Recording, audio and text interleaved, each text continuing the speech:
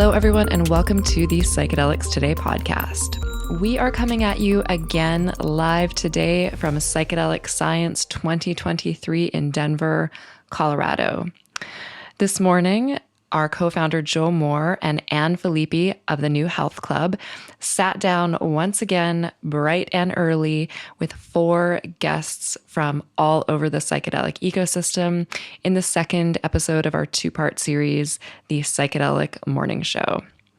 So today, Joe and Anne sat down with Tommaso Barba, who is a PhD candidate at the Center for Psychedelic Research at Imperial College London, Allison Hoots, who is an attorney at Hoots Law Practice and president of the Sacred Plant Alliance, Bob Wold, who is a founder and president of Clusterbusters, and Court Wing, founder of REMAP Therapeutics, a great friend to Psychedelics Today, who's doing incredible work in the field of pain and psychedelics. So we invite you to have a listen to this episode. If you are at the events, again, we would really love it if you came and said hey to our team. We're at booth 834.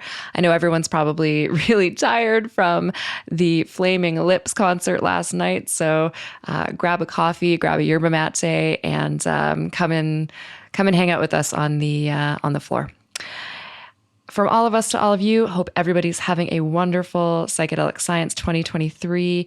And if you didn't get a chance to make it, hope this brings you a little of the conference wherever you are. Okay, take care. Hello there, it's David here, letting you know that we're launching 2 rounds of Navigating Psychedelics for clinicians and wellness practitioners in July.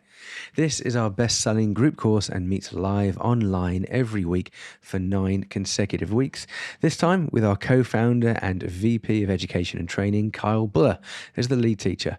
Choose between 2 separate groups, Wednesdays at 7 p.m. or Thursdays 2 p.m. Eastern from July 12th and 13th respectively, and each week Kyle is joined by a different specialist guest teacher, including Angelique Ido Cohen, Juliana Mulligan, Courtney Barnes, Michelle Hobart, and even me. In Navigating Psychedelics, we cover the fundamentals of psychedelic history, science, harm reduction, integration, and transpersonal theories. We then apply the knowledge to real-world scenarios and cross-cutting themes of trauma, addiction, mental health, and integrative wellness practices.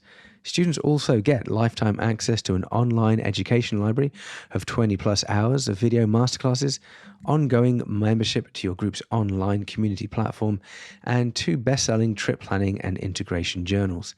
If you've been wondering how to incorporate psychedelic knowledge and tools into your practice, or even learn how to get started in the field of psychedelics, this course is for you. To enroll in Navigating Psychedelics or find out more about the syllabus and the structure of the course, go to psychedeliceducationcenter.com. Payment plans are also available, folks, so best of luck. See you there.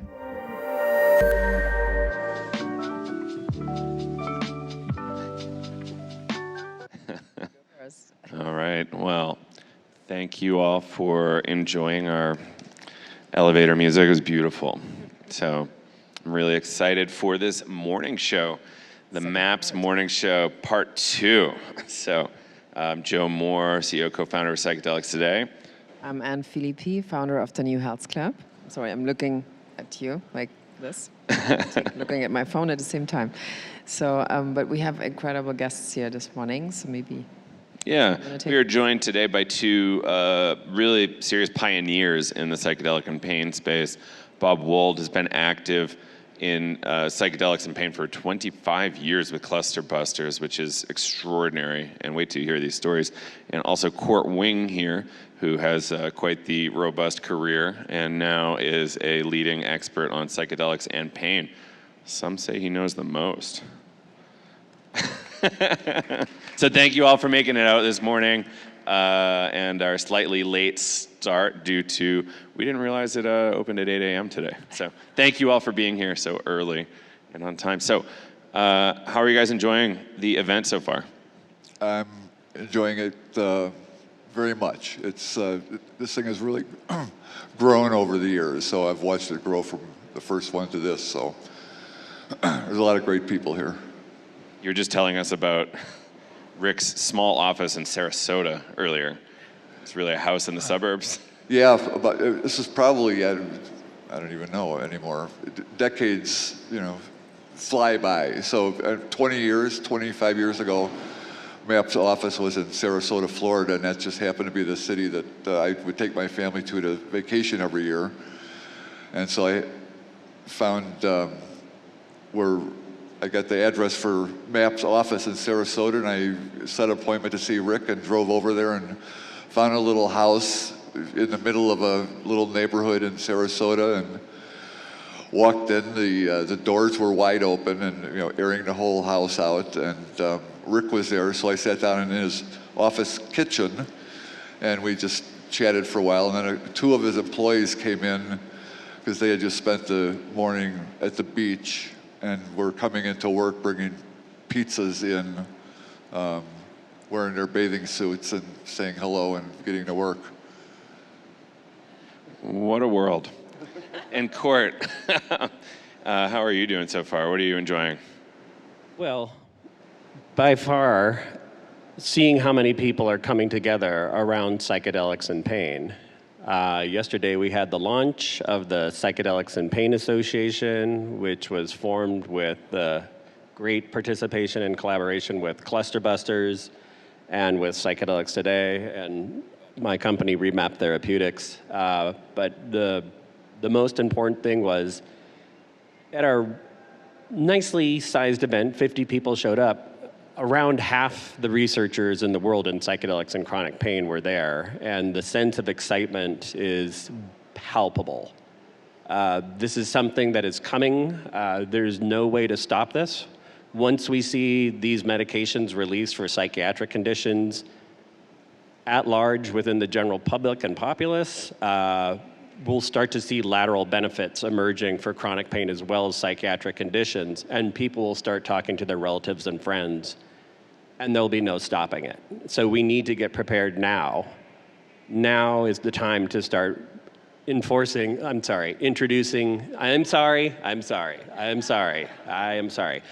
is the time to introduce and strongly recommend best evidence-informed practices from neurorehabilitation, as well as from classical clinical psychedelic practices, as well as those that have been propagated and proved within the underground. So there's a huge need for this. So, having a venue like this on the national stage, it's vital for us to get this out there.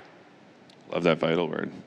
So, and why do you think especially the pain topic and psychedelics, at least in Europe, it seems like still kind of under the radar? So it's still kind of everything about like treatment-resistant depression and mental health topics, but why do you think the pain topic takes longer to bring into public, into the public? Well, I'll attempt to answer this. I don't know why, but that is the most frustrating question that I have. And I have asked around, because there is a lot of research going on regarding psychedelics and pain, but it's rarely talked about, which is one of the reasons why we formed this association. So because at every one of these events where psychedelic therapy is discussed, we need to do our best to get on a stage and with a microphone and talk about psychedelics and pain, because there are, worldwide hundreds of millions of people living with chronic pain, with very little to be able to treat it with, and in a lot of different conditions.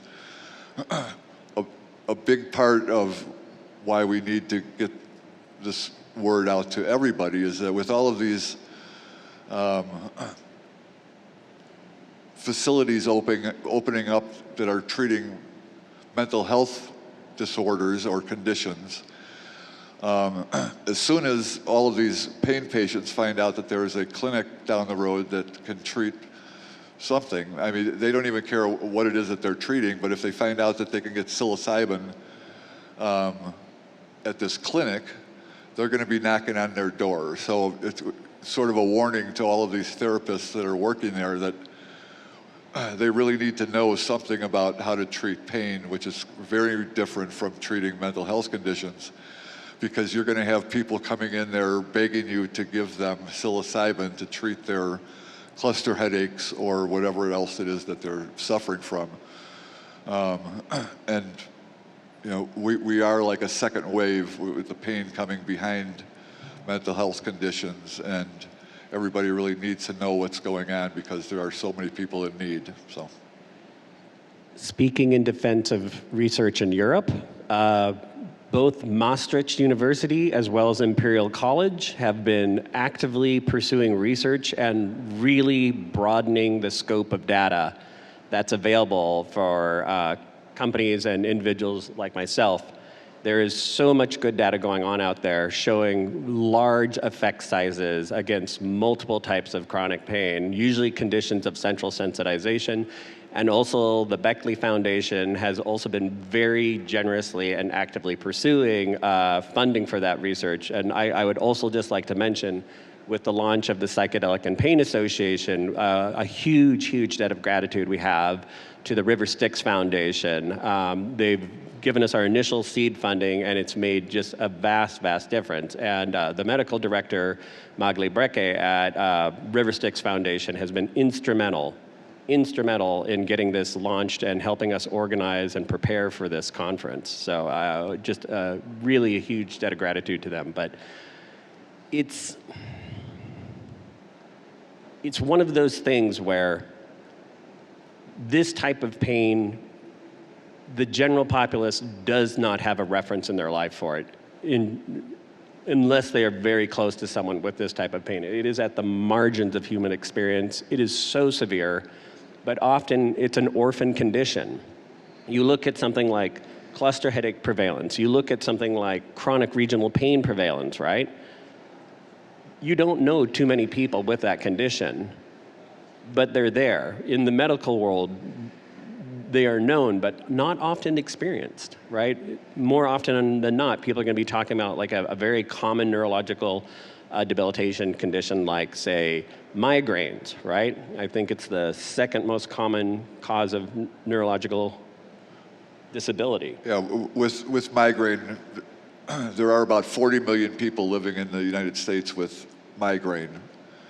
They're not all chronic, but they range anywhere from episodic and once or twice a month to chronic daily migraines, debilitating pain.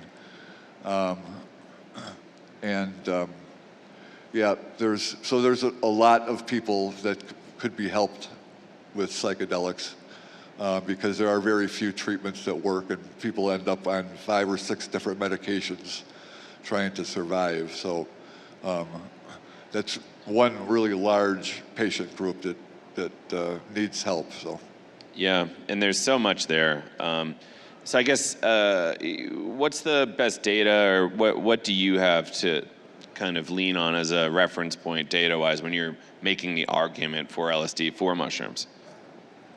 So all the data we have is all through citizen science and Clusterbusters collecting all this data for the last 25 years and have refined the treatment regimen over the years to take a look to see how often people need to dose, how large of a dose is needed, and are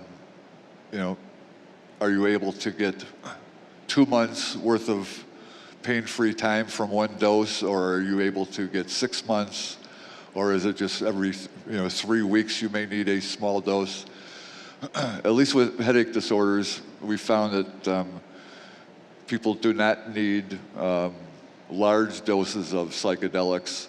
Microdosing usually doesn't work, although it can be helpful in maintaining a pain-free state.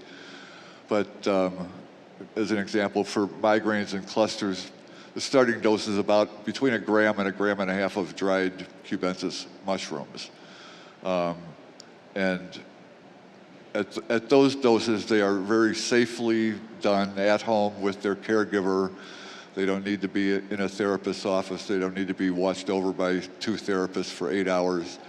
And they need their medication when they need it, and not when they can get an appointment to get in and get it. And an interesting thing that we found with the dosing for headache disorders was even at these lower doses, people are able to treat their resulting post-traumatic stress disorder that comes from their chronic pain condition with those doses and with just talking to their caregiver. So some 50-year-old male who has had cluster headaches for 25 years, and he started building a family in the early stages or just before his clusters may have started.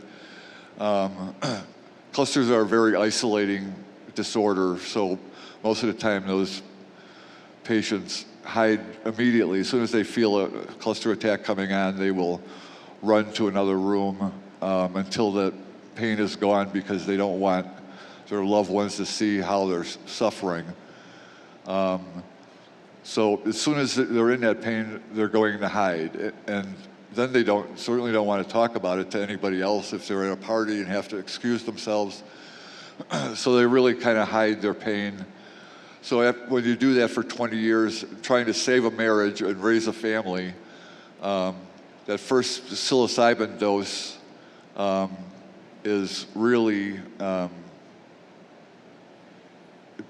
indescribable as far as how much it can help these people, because they'll sit there and talk to their wife or their husband about the last 20 years and say the things they've never been able to say before, to tell them how sorry they feel for having let down the family, and finding out that their wife doesn't feel that they've let down the family. So, that 4 or 6 hours that they're actually able to talk to somebody that cares about them really plays a big part in fixing their mental health also. Thanks for that, Bob. And we have a little bit of time left, but Court, I kind of want you to explain to us, can you give us in a brief moment your remission story from chronic pain? Sure. So I was a study trial participant in NYU's psilocybin trial for major depressive disorder in March of 2020. I had a 5-year episode of increasingly treatment-resistant depression that was starting to be non-responsive. I got into the study. Within 8 hours, I was in complete remission, but I also have a long background in pain and performance treatment, and secretly, I was also a chronic pain sufferer, moderate level chronic musculoskeletal pain that was non-responsive to intervention. At the end of the day, I was in complete remission from chronic pain as well. In fact, I started having neurological revisioning right there on the treatment couch. Because I'm very fortunate to have been certified through a system called Z Health, which has fairly advanced education in applied neurophysiology. I was able to identify the mechanisms of action in real time, and I had positive references for the activity that was going on in my body, so it was non-threatening. Like I was going through some fairly intensive tremoring, but that's something that we're actually seeing as an emerging marker for positive revisioning, like among people with, say, spinal cord injuries, peripheral neuropathy, and things like that. So, but the next day I was lying there, and I thought to myself, with this strong a visual field interaction and this much neuroplasticity occurring, why couldn't you combine this with mirror box therapy for phantom limb pain? And it was just like straight out of the blue. And I thought, okay, I've completely discovered a whole new treatment approach here. Within 2 months, Dr. Jill Castellanos and et al. At PHRI at UC San Diego released a position paper, Chronic Pain and Psychedelics, a review and proposed mechanism of action, and buried within it was a case study of V.S. Ramachandran and Albert Lin treating intractable phantom limb pain with mirror box therapy and high-dose psilocybin. And V.S. Ramachandran is the neuroscientist who invented mirror box therapy. So it was shocking. Also, I just want to highlight this. 10 days after my dosing session, NYC went on lockdown for the pandemic. I cannot imagine what 2020 would have been like if I had received the placebo. I was inside with my two very young boys. They're doing their telelearning. My entire industry shut down. I had nothing to do but go online and research. And within 2 weeks, I found a reference to a 1962 study by Kuromaru in Japan testing low-dose LSD for phantom limb pain. This has been around for an incredibly long time. And I just want to emphasize, we don't have to prove that psychedelics are effective for treating chronic pain. We have to establish it's already been proven. Y'all should check out the video of the Psychedelics and Pain launch. It should be up on YouTube pretty soon, probably on Psychedelics Today. But it's amazing. But I have one very interesting thing you said earlier, which is a very interesting expression. Can you talk a little bit about this medication fatigue? Because I feel like this is almost like a new condition in itself. That like too many drugs, not enough relief. Yeah, and then also like you are on your 8th or 9th medication, and this alone makes you already getting into depression. This is a very interesting new topic to me. Well, I'll just touch on that a little bit. If as far as seeing what my community goes through, I mean, the first 20 years I had cluster headaches before discovering LSD and psilocybin. I had tried over 70 different prescription medications. One of the prescription medications was actually cocaine. So yeah, I was able to get a prescription for that. But none of them. You're the first person I know to ever have that. Yes. So, and there are some times when I kind of wish that I could get that prescription again, but especially long nights here. So,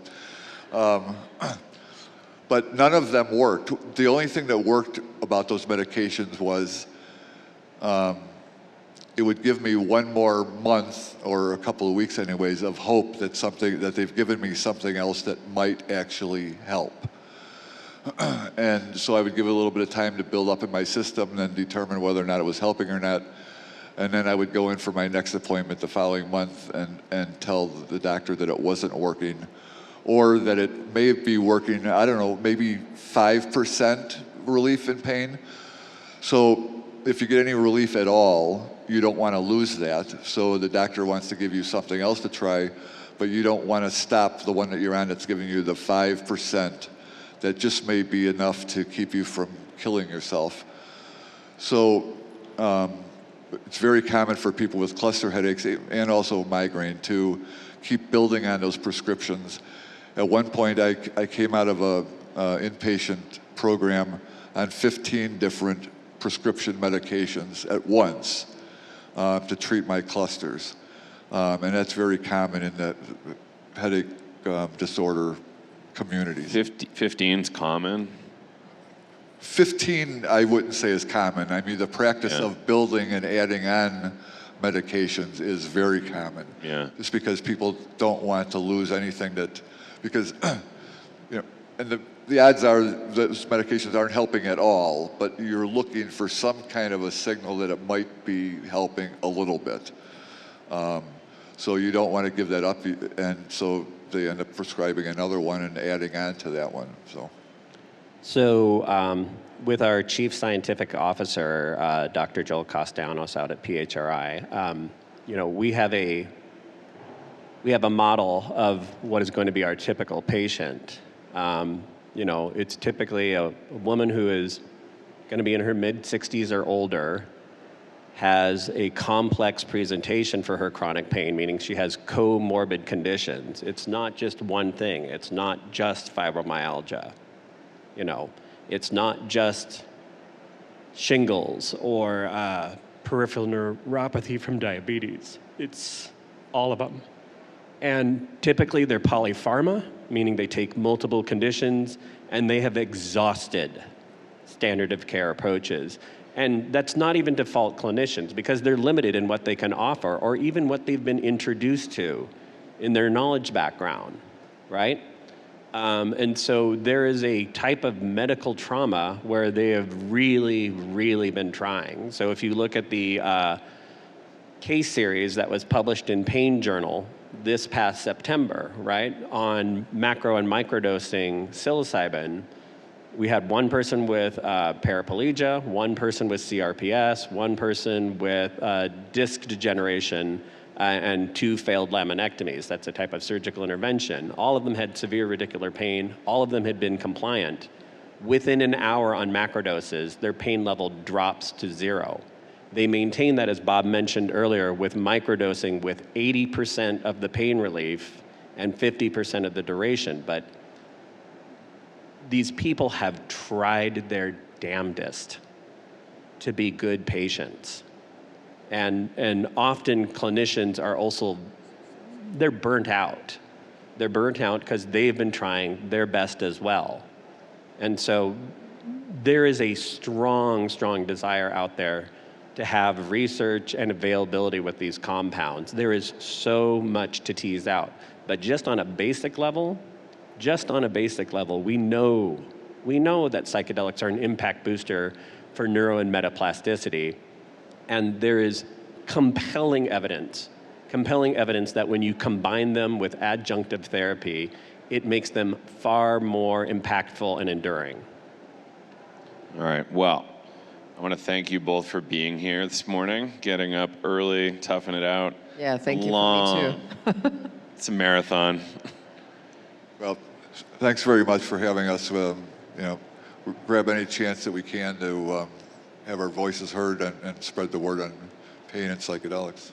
And just as a final note, I'd like to mention that REMAP Therapeutics is hosting the 2nd annual Psychedelics and Pain Symposium, July 15th and 16th. You can purchase tickets online and you can listen to the top researchers in the world of psychedelics and chronic pain research discussing what they've been doing, what's upcoming, what the results look like, and we'll have 2 workshops, one specifically for practitioners, one specifically for patients. All right, well, Court Wing and Bob Wold, thank you very much for being here. Looking forward to more. Thanks very much. Thank you so much. And we'd love to invite Tommaso Barba up. Right, now to something totally different. Yeah, this is going to be a very different topic, but it's going to be excellent. Welcome. Welcome, Tommaso. How are you doing? All good, all good. So, early morning. How is your rating on a coffee here as an Italian person? I didn't have time to get one now, but well. Okay, good. It's not that good. It's not that good. It's not that good. It's very watery. It's like water with a bit of coffee. Mm-hmm. Okay. Great. So you are doing some really interesting work. Can you give us a very brief overview, and then I'll try to tease some threads out? So I'm a PhD student at the Center of Psychedelic Research at Imperial College, and I have quite diverse research interests. But for this specific conference, I'm presenting on the effects of psychedelics on sexual well-being, and so how either naturalistic psychedelic use and psilocybin therapy for depression impact your sexual life once the effects of psychedelic are finished. So basically, 4 weeks after a big experience, do you feel different about your sex life? And this is mostly the focus of my research now. I understood it different. I was like, is this my foot? Or like, I don't know what this part is. Like, I didn't realize it was the afterglow. Okay. Okay, yeah. Everyone thinks like, are you like doing research on sex on psychedelics? And I'm like, no, like not yet. After. No, it's interesting. So can you talk about a little bit about the setup of the study, like how you approach it, like to what people you talk to? So it was kind of like a secondary study because we did not design a study to test anything like this, but we basically included questions in several other studies that we were already planning. We had this big study for psilocybin for depression compared to classic antidepressants that was led by Robin Cara-Harris at Imperial, and he was quite interested in seeing if there was a differential effect of psilocybin psilocybin-assisted therapy on sexual functioning, because SSRIs are known to cause sexual dysfunction in around like 60% of the people that they take them. And even if they get improved in their depression, a lot of time they report that they're not able to have an orgasm anymore, to connect with their partner anymore, to have an erection anymore. And so like it can be pretty complicated if you are in a relationship and you are sexually active, and is like one of the causes of like premature discontinuation of this medication. And basically it was found already that psilocybin did not really induce sexual dysfunction. And the next question was, okay, but like, can it be anything on the positive side of improvements? And this was never tested in normal previous medical research, because there are like no psychiatric drugs on the market that like usually like improve depression and also like improve sexual functioning. And so usually people just look for the lack of negative symptoms, but not for the presence of positive symptoms. And yeah, we asked some questions about the sex life of people, and I would say we found overall the psilocybin induced positive improvements. And do you also look into, let's say, the question if, let's say, a person with depression might have experienced sexual abuse, which is sometimes the result of, I mean, it results in depression. So in what way would you say, I mean, I know you can't predict this right now, but in what way is this resolved also, this trauma, and in what way does it lead to kind of a very new idea around your sexuality after a psychedelic experience? Yeah. That's an amazing question, and unfortunately I don't have the answer because no one tested it. But I think like it's really, really important, and like either in depression or PTSD, like if you look at the statistics of PTSD, like if you experience sexual abuse, you will have like 35% chances of developing PTSD. But especially if you are a female, the chances of developing a full sexual dysfunction as a result of the sexual abuse are as high as 80%. And this is because if you experience abuse when you're young, then like you associate anything that has to do with like a sexual experience with the trauma, with like anxiety and inhibition, and so like this causes full-on like incapacity of like connect sexually with someone, and in a lot of time also can lead to re-traumatization, because maybe the person with you maybe has even positive intention, but then like you end up being in full flight or fright mode because you never experienced anything that is able to like learn this association. And I think like psychedelics has a huge potential to work in this type of cases. So what does the clinic model look like for this? Is it a certain kind of dispensary, or is it a certain kind of hotel?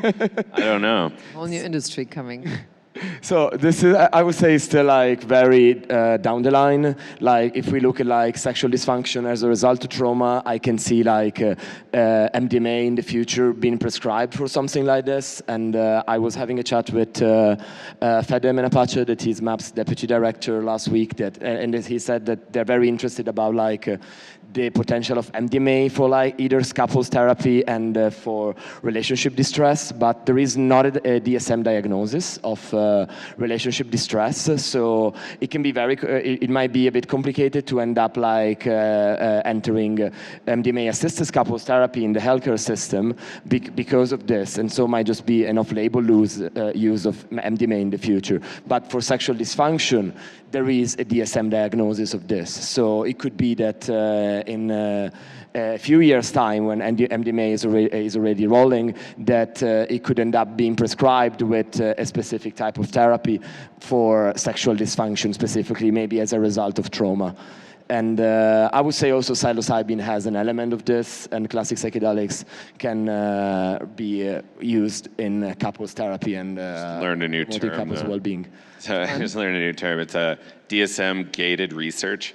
So what is you have to have like a diagnosis in the DSM to like have substantial attention on your projects. Okay. Sounds like that's wild.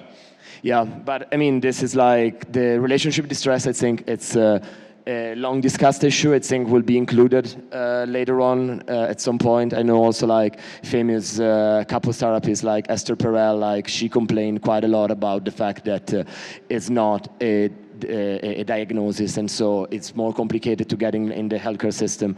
And this doesn't mean that like couples therapy is hugely used, but like if you want to get reimbursement for your couples therapy, it might be very complicated. So if you have money to pay for it, and probably will be the same for MDMA assisted couple therapy, it will be possible to use as an off-label use. That it means that it's basically prescribed by someone for a reason that is not the one for which is mainly approved and is done all the time in the healthcare system, but it's very difficult to get reimbursement.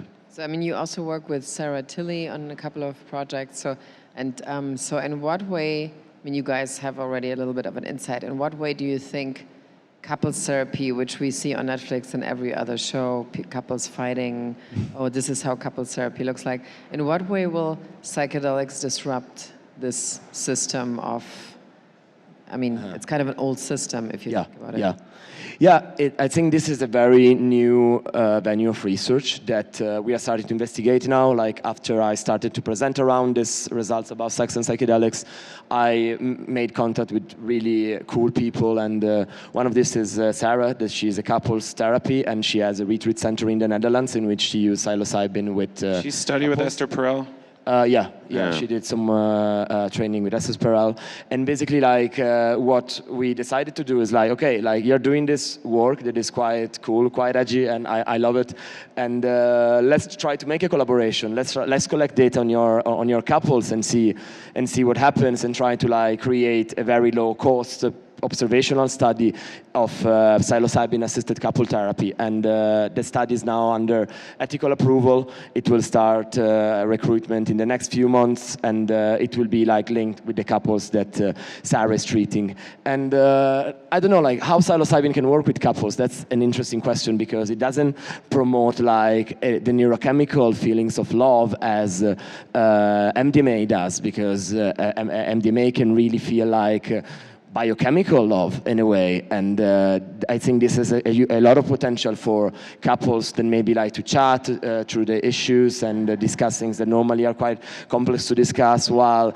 classic psychedelics can be more tricky in this context, but it doesn't mean that they can be combined with a couple focus intervention, and then maybe the partners are like having the psilocybin experience either alone or with their partner, but like focusing inwards, and this helps basically resolving personal issues and like reflecting about the relationship, and can have a downstream beneficial effects in the relationship later on. So I think the potential might act differently, but I think the long-term effects can be very similar in some situations.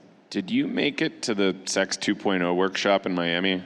I went to the Sex and Psychedelics panel last year. No, was it last year? Yeah. Yeah. It's funny you said it. I was very hesitant, but you were very convincing. No, but I mean, even this panel, it was a really big panel. It was like one of the biggest, most sought after, moderated by the woman from the Financial Times.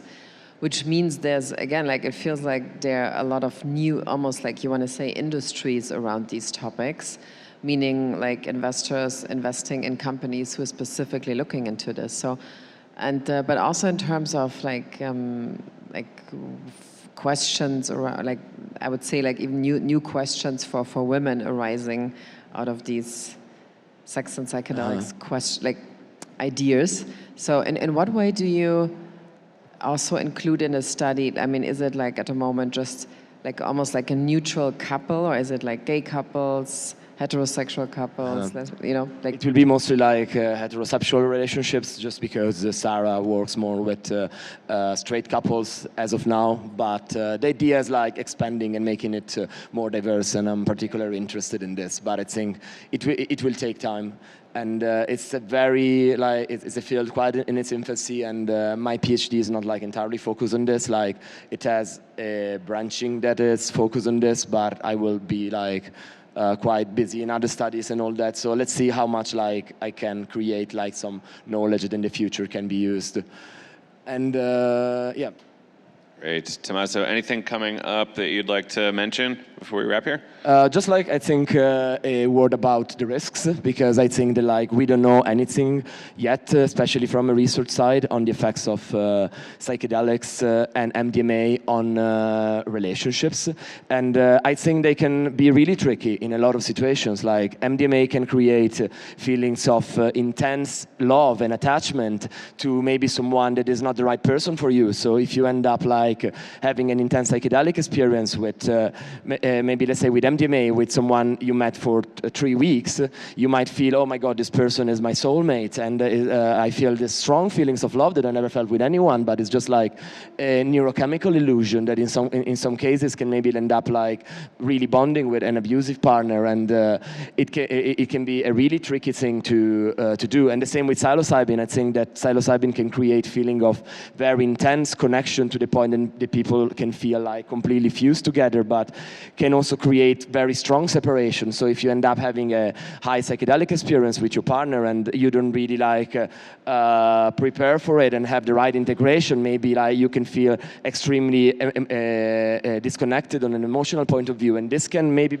destroy the relationship later on. We don't know, and we don't know if there is something that predicts this. If maybe like having low relationship satisfaction and no integration might then like end up as a catalyst for the breakup, or we don't know if it might be just casual, maybe bad setting and all these things that are quite difficult to predict. So yeah, I would say like just caution, because I think like if there is anything that can resemble like the famous love potions in like the folkloristic literature, I think MDMA and psychedelics can get really close to this. So like, yeah, they need to be used with caution. So we need like an extra study for love potions that you have to do. Yeah. To me, it's fascinating, the idea. Yeah.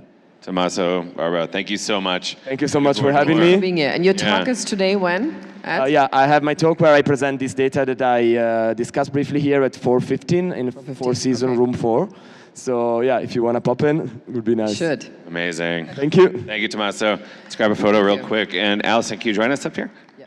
You here? And last but not least, we're going to have a really fun conversation here. This is one of my favorite topics, actually. The law. I don't usually like the law. We appreciate everybody who's going here. It's here around between 8 and 9. Yes. Thank you all for toughing it out and getting here so early, including you. I really fussed about it, didn't I? What did you do last night? I went to Flaming Lips. Oh, okay. How was it? I should have gone to bed. Yeah, it's good. I've been to a couple of those Flaming Lips shows. Yes. Where I should have gone to bed. Yes. All right, so Allison, where are you from? Where do you live now? I live in the Mid-Hudson Valley of New York. Awesome. And you are an attorney specializing in psychedelics, particularly around the religious aspect, or are you all over the place? I'm all over the place. I tend to tell people that I work with facilitators on the full spectrum of psychedelics. So whether it's a facilitator doing something underground, trip sitting, or religious facilitation. And I also work with CAP practitioners, and I work with PAT, psychedelic assisted therapy practitioners, and licensed and unlicensed. And then I also help someone create their entity, informed consent. And then yes, sort of my niche is churches. The right to religious exercise under the law, that very gray area. Everyone thinks that if they have a church, they're legal, and I'm just gonna start by saying you're not. There are only... What does that even mean? Yeah, that's a great question. So ostensibly we have a First Amendment here that would grant us the right to things, but apparently the Constitution, in the words of Terrence, might not be worth the hemp it's written on, I think he said. Well, in a way, I think Congress recognized that, because in 1993 they passed the Religious Freedom Restoration Act to sort of fix it. So the First Amendment grants the right to religious exercise. There shall be no law that burdens it, except in certain instances. And that was sort of the question, is when can that occur? And the courts ended up saying, well, if the law that burdens it is generally applicable, then yes, we can still burden you. So if it doesn't focus on a religious group specifically, then sort of you're out of luck. But then in 1993, they passed what they call RFRA, and that law said, okay, we're going to use the strictest test to evaluate these acts of the government or the law that does infringe religious rights. And that ended up leading us to two cases, which was the UDV case in 2006 and the Santo Daime case in 2009, both of which said that these churches, which were both Brazilian churches, that were very much clearly churches in the minds of the United States idea of what a church is, a mainstream church. So it was easily recognizable, and I think that's why they were so successful in addition to some of the other things. But so those churches were granted exemptions from the Controlled Substances Act, and nobody else has. No, since. no one else has. So we have 3 total groups. That's right. Is this like? Is there any religious conversation in Germany right now around getting rights through to psychedelics through? Not really, but I mean, like what has a little way into the conversation is like psychedelics and like faith and psychedelics that Adriana Kurtzer actually created in a pandemic, like a Zoom call with all kinds of people in a space who are now like Zach Kamenetz and Han Priest, so they were all in this group. So that kind of conversation started a little bit, but so how do you become like a church maker? So do you rubber just pick stamp, right? You pick your substance, and then you create a church around it? Well, first I like to say I don't create churches, I refine churches. But somebody comes to you and says, I want to open a church, kind of. I generally try to work with people who already have a church.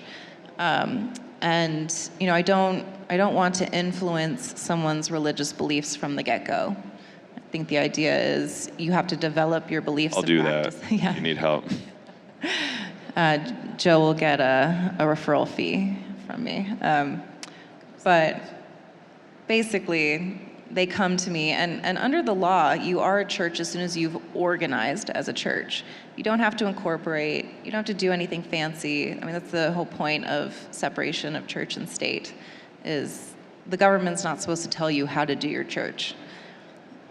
What comes in, though, is if you want to, in the case of felony charges, or there's some substantial burden and you want to file a claim, you can use RFRA, well, depending, that's sort of a longer conversation. You should read the book that I wrote, which is released through the Shakruna Institute, and it's called Guide to RFRA and Best Practices for Psychedelic Plant Medicine Churches. And if you want to read 80 pages, you'll learn exactly how to work your church.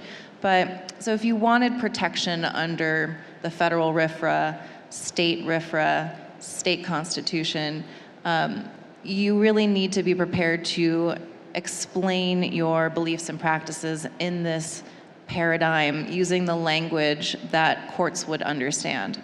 And so that's what I do. I help churches articulate their beliefs, establish practices, from basically minimizing the government's interest in controlling these substances. So ensuring, well, I always don't say ensure, trying to increase the health and safety of participants. That diminishes the government's interest there, and preventing diversion of these substances to non-religious uses.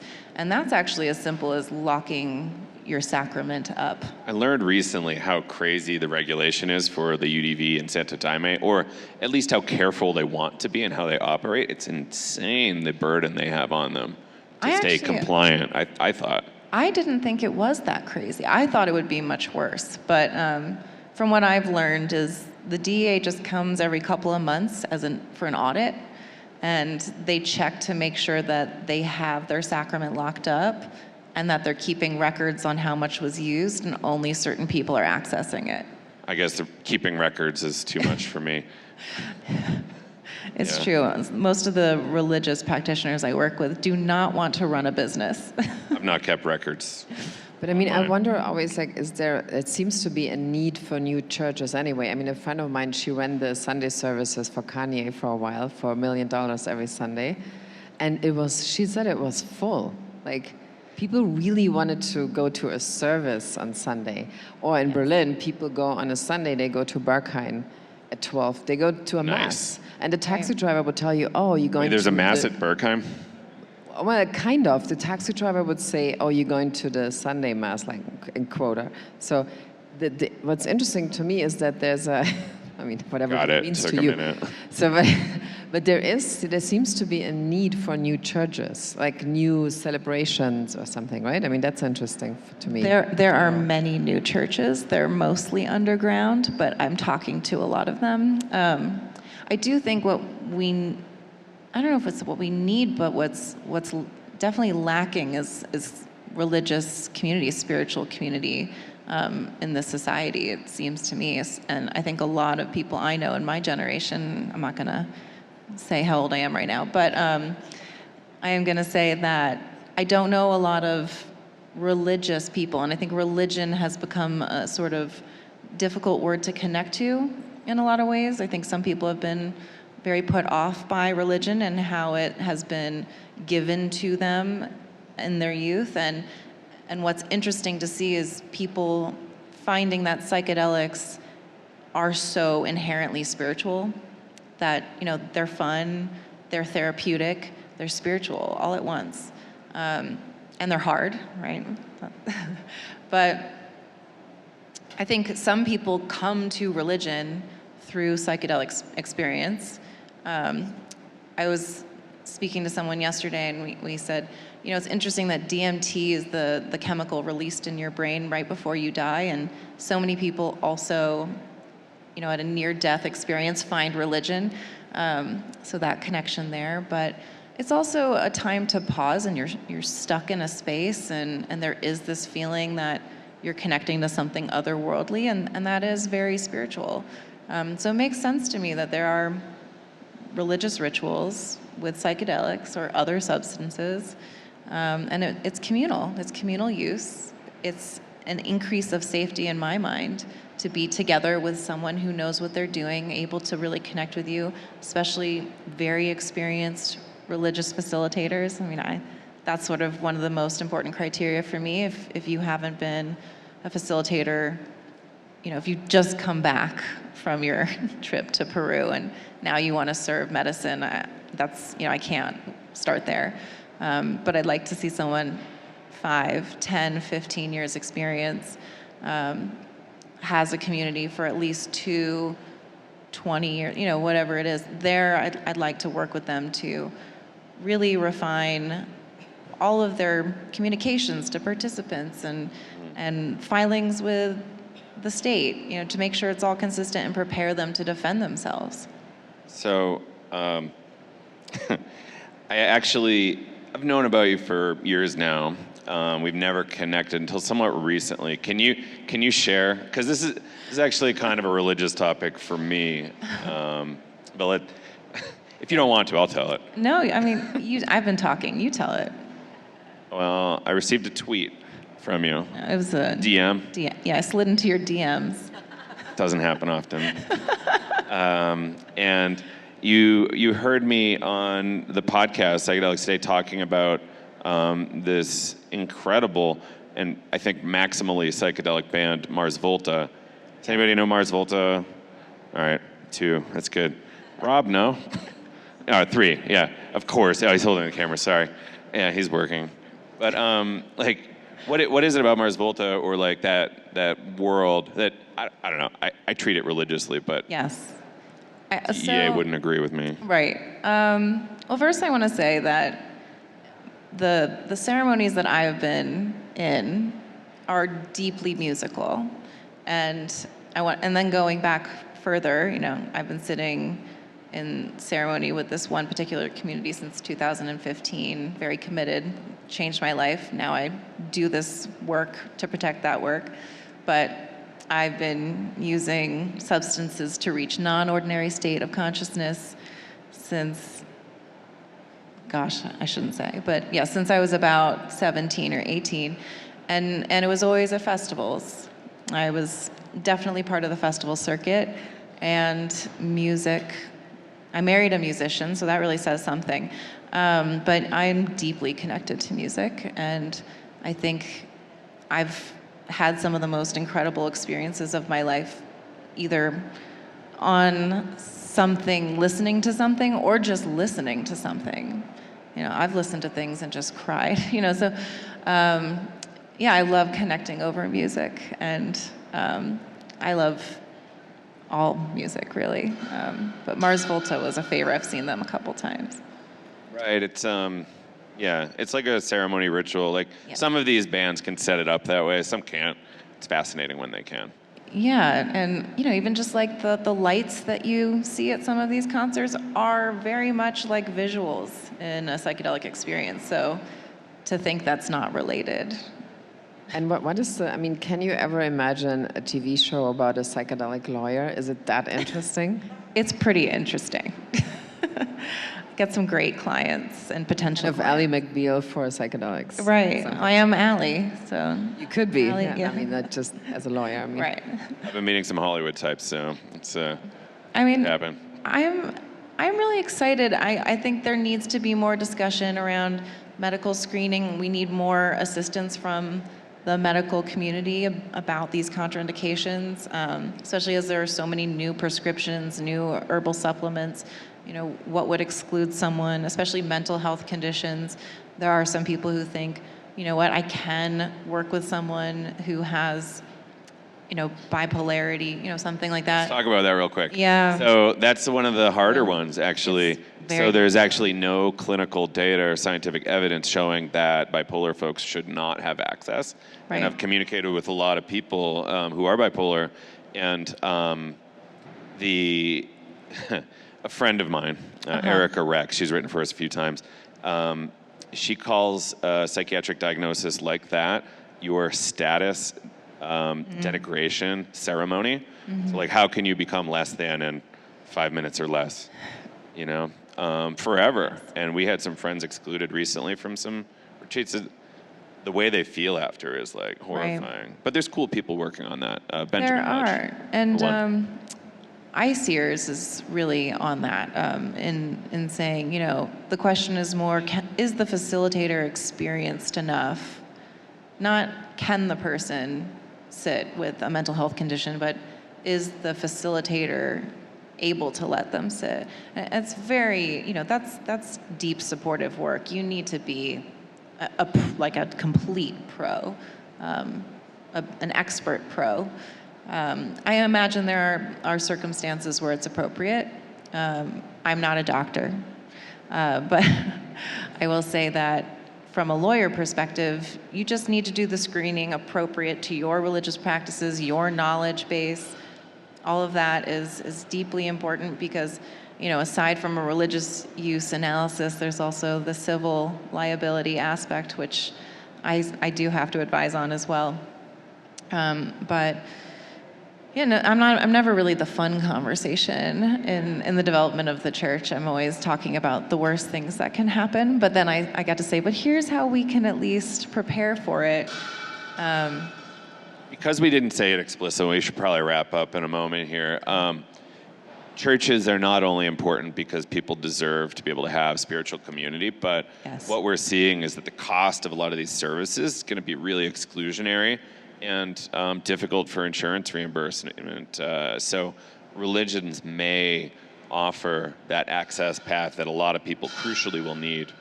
Yes, but I ask that you truly be sincere and experienced. It's not a circumvention method. This is very serious work. And I do think that eventually and now there should be collaboration between those two areas, sitting in ceremony and then having an integration, a licensed person with integration experience or someone with just a lot of experience who has a skill set that is very helpful. They'll all work together. And there are going to be therapists who have patients who are having a spiritual crisis. And then they can, say, this church is really wonderful. You can consider, a few of these. I think it all works together and it makes sense. It's not one or the other. Lawyers in this space have become my favorite people because it is such a creative conversation always that you have to create like things that don't exist yet. And to me, this is one of the most interesting things to create. I mean, it's stressful sometimes and like strenuous, but so I really appreciate what you're doing. Thank you. And I do need to plug a little, which is that I'm also president of Sacred Plant Alliance, which is an association of psychedelic churches. And what we're trying to do is create a safe container for these very experienced church leaders to come together and talk about, what difficulties they're having personally. There's a very heavy load in being a spiritual care and religious leader, also identifying issues within the community, as well as to create accountability for those leaders, because where they are underground, there's not a whole lot of recourse for participants when they need mediation or support. And so Sacred Plant Alliance is an example of that, where members join, they commit to ethical guidance, and they offer all participants in ceremony a link to an adverse health and ethical reporting form. And we have an ethics committee, and we would then mediate and deal with whatever the complaint is appropriately. But we also create education for the public, and I'll be speaking about that at our talk today at 10:30. But it's one of the favorite things that I'm doing right now because church leaders need support and the public needs education about this kind of work because it can be really beautiful and noble and it is essential. Spiritual identity, spiritual connection, I think is really the undercurrent of the psychedelic experience. Love it. Well, Allison Hoots, thank you so much for joining us and sharing. Thank you. I hope everybody comes to your talk. So nice. 10:15. Do you know what room? 10:30, plant medicine stage. Plant medicine stage, everybody. All right. Thank you all for being here and joining us for the morning show. See you around. Yes. Thank you. Okay, thanks for spending time with us and listening to the very end of this episode. If you're interested in learning more about any of the guests that we had on the Psychedelic Morning Show today, you can head to our website, and we've got links to all of their work in our show notes, so you can keep tabs on them and learn more about the work that they do. And if you're interested in following us, as always, please connect with us on social media. We're at Psychedelics Today, basically everywhere, on every platform. And if you are interested in doing more psychedelic work and learning more in real life, the fun does not end after Psychedelic Science is over. We're hosting 3 free webinars next week on 3 diverse topics. So please head to the event section on our website to learn more about those and to sign up. And we are hosting a breathwork retreat that you might have heard about at the beginning of the episode, starting at the end of July. So head to the event section of our website to check that one out. Seats are going fast. Okay, thanks for your attention and your support and just for being part of this movement.